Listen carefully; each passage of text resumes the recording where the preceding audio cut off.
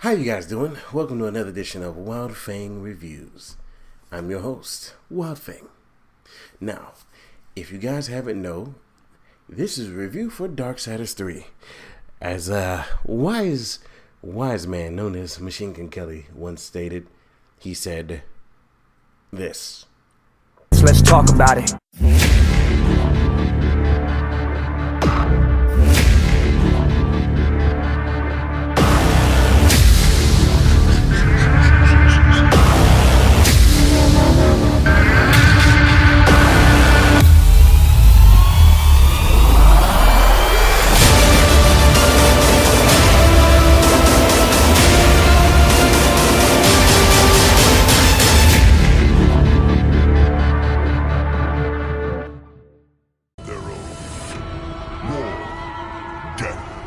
Fury and strife, the four horsemen of the apocalypse.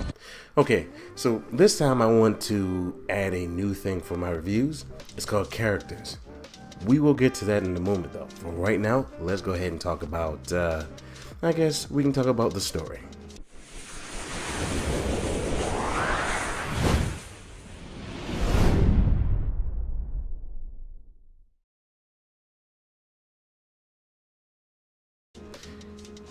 While it is confusing slightly, the story does take place just before part Darksiders 1 and in the middle of Darksiders 2, which is going on at the same time, and slightly during Darksiders 1. It's a little confusing in the timeline, but if you're following it does start to make a little sense, even though some things do get kind of retconned in the latter bits of the game. War has broken his vows to this council and shattered the seventh seal. The apocalypse. Why would he? We know not yet. As we speak, Earth falls beneath the spears of heaven and the hammers of hell. So the horsemen are to ride. No. While the Charred Council seeks to understand how and why the traitor war has committed this abominable act, there is a matter that requires delicate attention. You should have called Strife. He's the delicate one. The seven deadly sins have been released, by whom we cannot say. But while the story is about how hell and heaven are going through the apocalypse, which was started too early, which it was accused by War, which if you played the first one, you know he didn't do anything. He just answered the call. While the story takes place, you use Fury, and Fury has to go through her own arc of going through the seven deadly sins to try to return them to their rightful prison.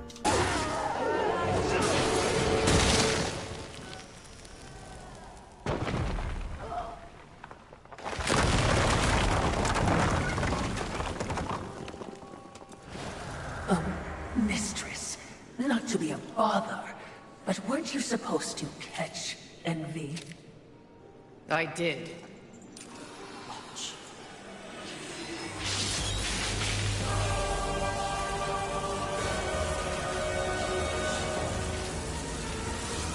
You are charged by the Charred Council to get rid of these people.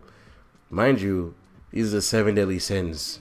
And if you know the seven deadly sins, they're pretty weird. All of them. Every single one of them. Except for Pride. I actually like Pride. Pride's pretty cool.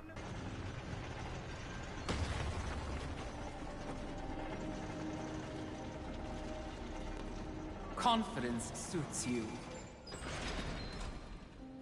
When earned, yes. You are proud. See, I never understood why pride was considered a deadly sin.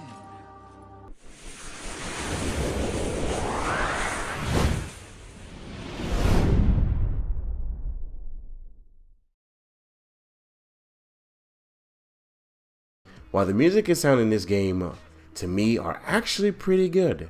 They don't really overstay the welcome, and some of the music in the game is genuinely pretty ambient and fantastic for what it is.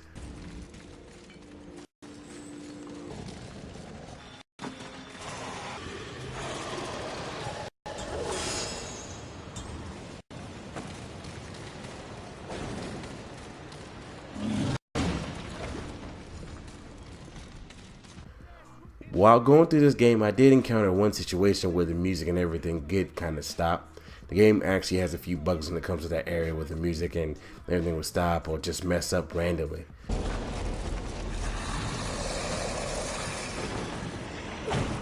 Another one of your adorable...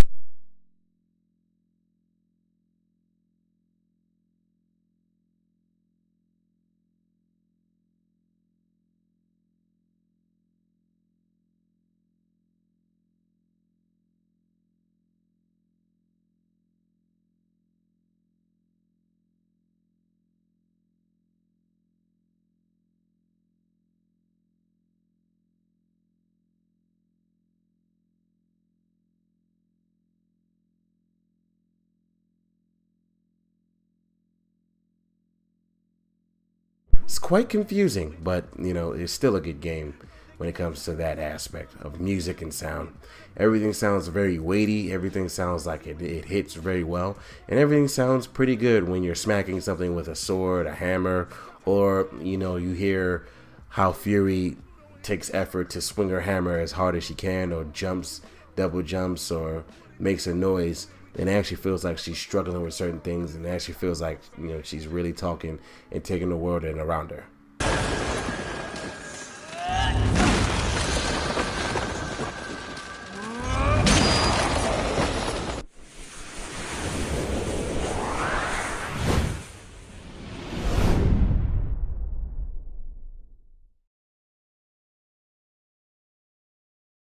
While the graphics don't look too bad overall, the graphics are pretty okay in a game like this. Graphics actually look good. They don't look that bad, they don't look fantastic at the same time.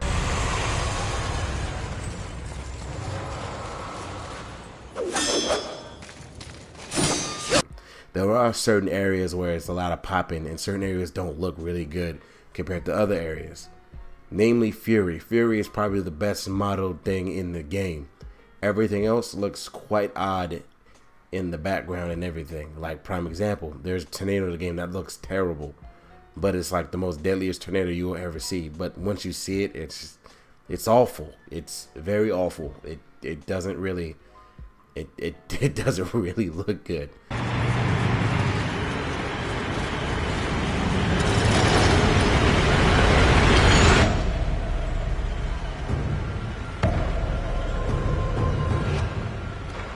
Certain other things just don't look good, and while it does this on purpose for the people of Hell, it sometimes just looks ghastly when you look at something and it looks pixelated versus, you know, a character that's completely modeled like Fury fighting something like that.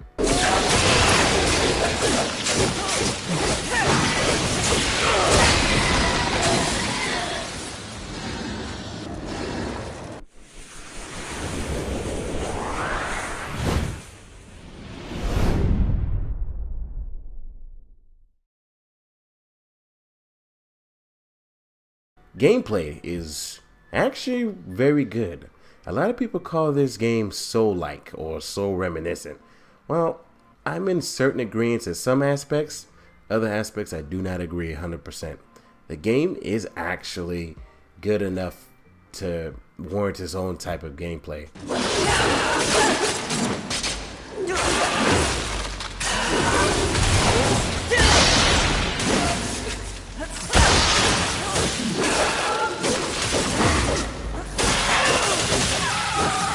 While the Darksider series has been known to kind of, you know, be homages to Zelda, God of War, everything like that, it doesn't truly openly take everything. Like prime example, while it does have elements of a Souls game, it's not completely taking the whole element of a Souls game. Just like how Darksiders 1 took elements of a Zelda game, it wasn't a complete Zelda game ripoff. It actually had elements of its own, which made Darksiders 1 and 2 a very good game.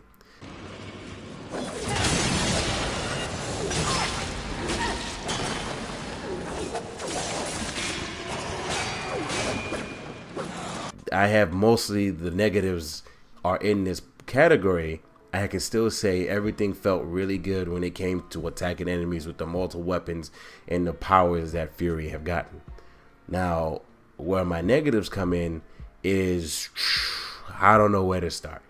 One, the game sometimes freezes in the middle of the combat because it's like it can't take everything together in terms of combat.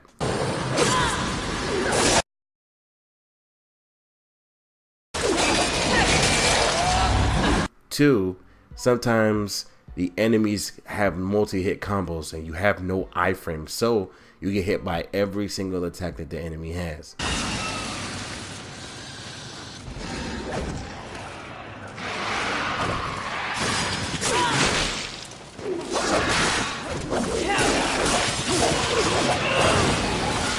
Prime example, if an enemy has a 10-hit combo, you are getting hit by every single piece of that combo. There's not a single thing you can do about it. The enemy, or you have a dodge mechanic. Now, in Souls game, this dodge mechanic gave you iframes. Very good iframes to stop certain things from happening. But if that was the one aspect I wish they took from the Souls game, because the dodge in this game is terrible. The dodge doesn't really have iframes, so therefore if an enemy is attacking you while you're dodging, they can still attack you.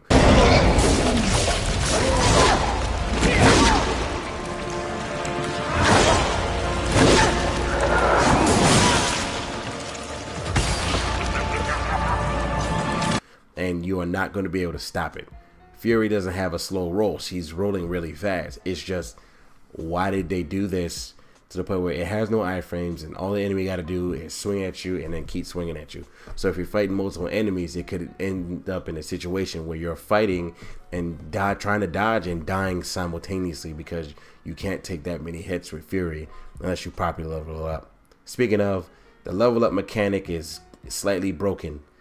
All you have to do in this game to properly level up is get enough souls, then feed the souls to Vulgrim or whatever his name is, and then level up.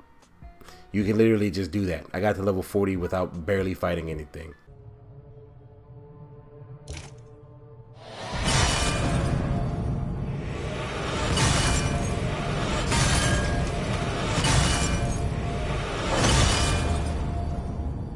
Sure they scream, huh?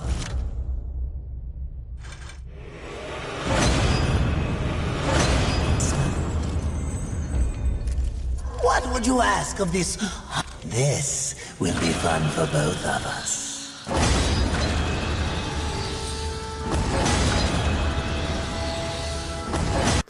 And another one of my problems is it is very easy to skip an enemy and just not fight a lot of the things in this game. It's almost pointless to fight everything. You can just skip everything, unlock the soul, like hit souls from unlocking finding souls everywhere. Then after that, you really don't have to. You don't have to do anything in this game like to fight. It's almost pointless because you can just easily do that. But not saying that it's not rewarding to fight a lot of things, especially when it comes to testing out. But I can tell you without a shadow of a doubt, you can do a lot of skipping and equally get the same result of beating the game without even trying.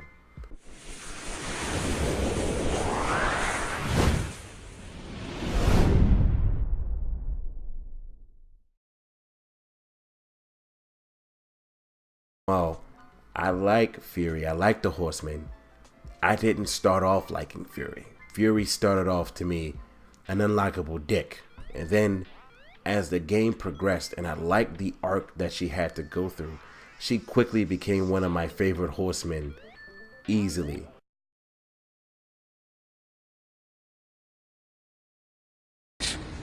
You are the machine that... Are we to waste our time on ceremony, or are we to fight?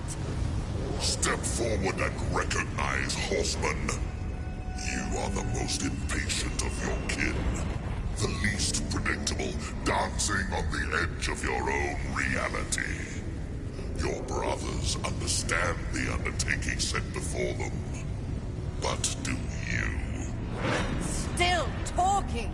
Shall I have Death fetch us some tea, or can we get on with it? Fury, your role in this story is yet to be written. I wonder, will you light the flame of creation anew? Or stomp out the embers for good?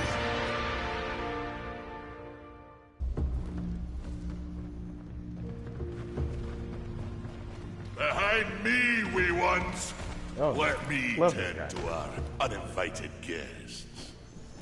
A horseman? Fury, currently reserving the right to kill you where you stand. And you are? Surprised, and more than a little relieved. Call me Ulfane Blackhammer. So you'll not be flattering me today? A maker, are you not? Aye, when there's something to make.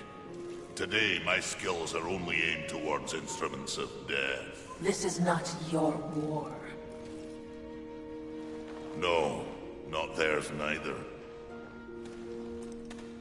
Like your council, I care for balance, horsemen. Humans, frail as they be, are part of the balance. Surely you're here to help protect them. Wrong question. A tribe of useless, hairless simians whose greatest talent was inventing ingenious new ways to divide and destroy one another. They could forever or die tomorrow, and I wouldn't bat an eye either way. Then what is your business here? Oh my goodness. What do they call you? Jones. Jones. Question me again with your last breath. Look around. Look what's happened here. Do you honestly think anything scares me now? Easy, lad. This one's none for trifles. Yeah? What do I have to lose? This moronic conflict makes you all look so stupid. Angel, demon, horseman, even maker. What are you even fighting for, huh? Tell me!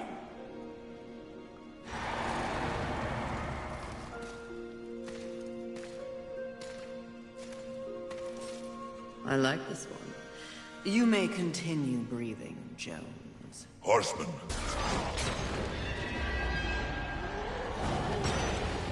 Where is your anger? How can you fight without anger?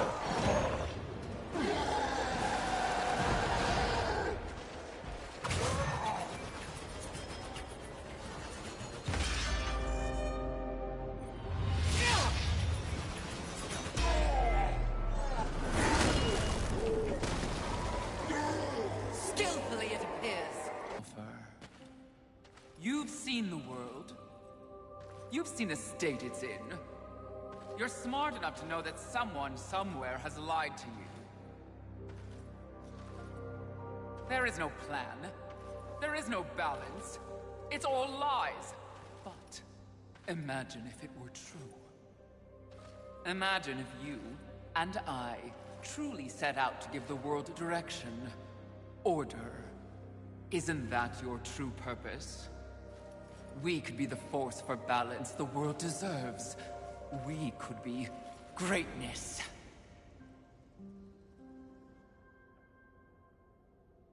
At one time, that speech might have worked on me. But that was when I did not understand how ugly pride could be. You snore. Maybe it's a broken nose.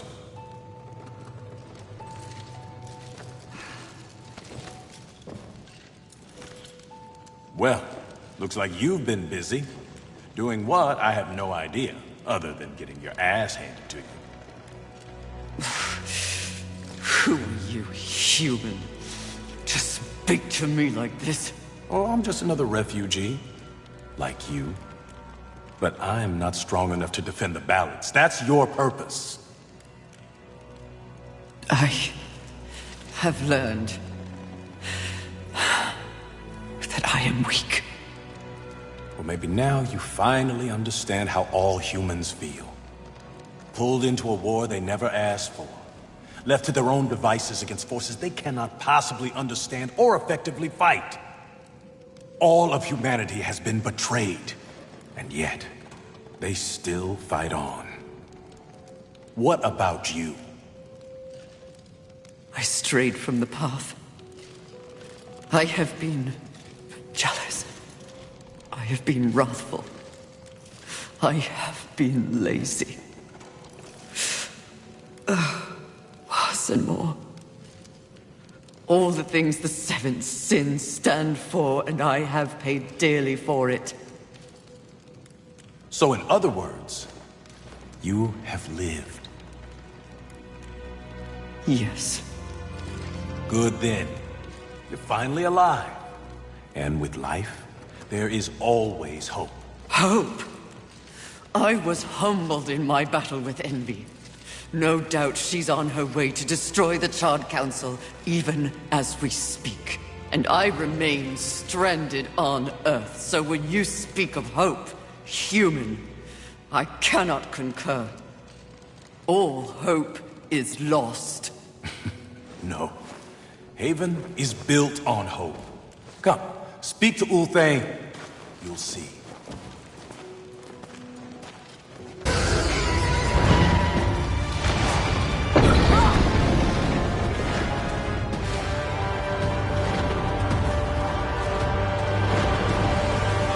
I vow to use all of the powers in my possession to protect humanity. And one day, we will set things right. Together. Ulthane, my brother, War, is an innocent in this drama. If you ever find an opportunity to assist him in any way, I would ask you to do so. I will.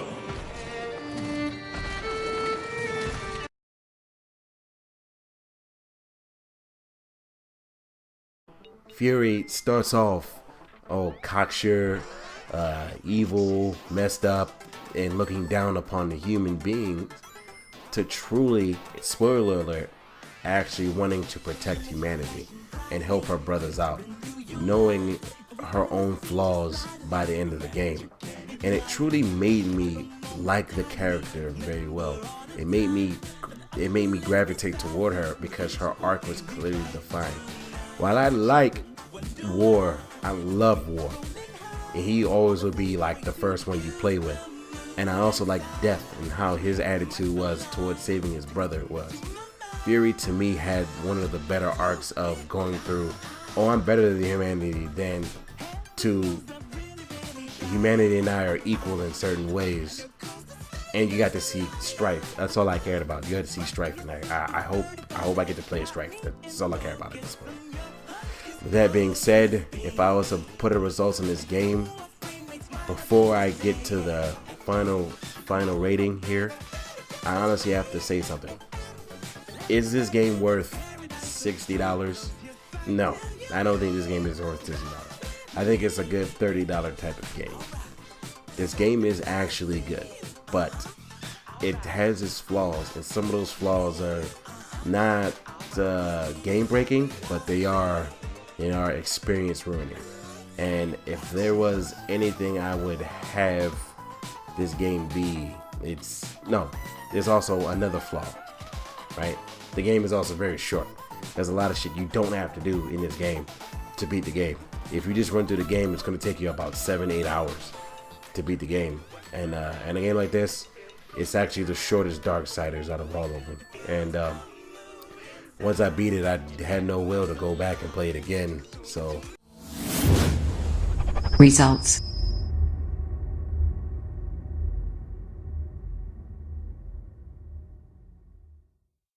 I still like the game, I just didn't want to play it twice. That being said, it's a good rent for me, or it's a wait for sale. In fact, no, perfect one. It's buy on sale. Buy on sale. That's the rating I'm gonna give it. Buy on sale. It's still a good game, but I do recommend you guys wait for it to get cheaper than $60. That being said, this is Wild Fang signing out, and hope you guys enjoy your day. Sorry, my face is tired. Sorry, my face is tired. You don't want to incriminate yourself. No, I definitely don't want to do that. Do I? TJ? Or are you suggesting somehow you're a part of this? Who, me? Man, I didn't do anything. That was Mo making all those crazy threats. All right.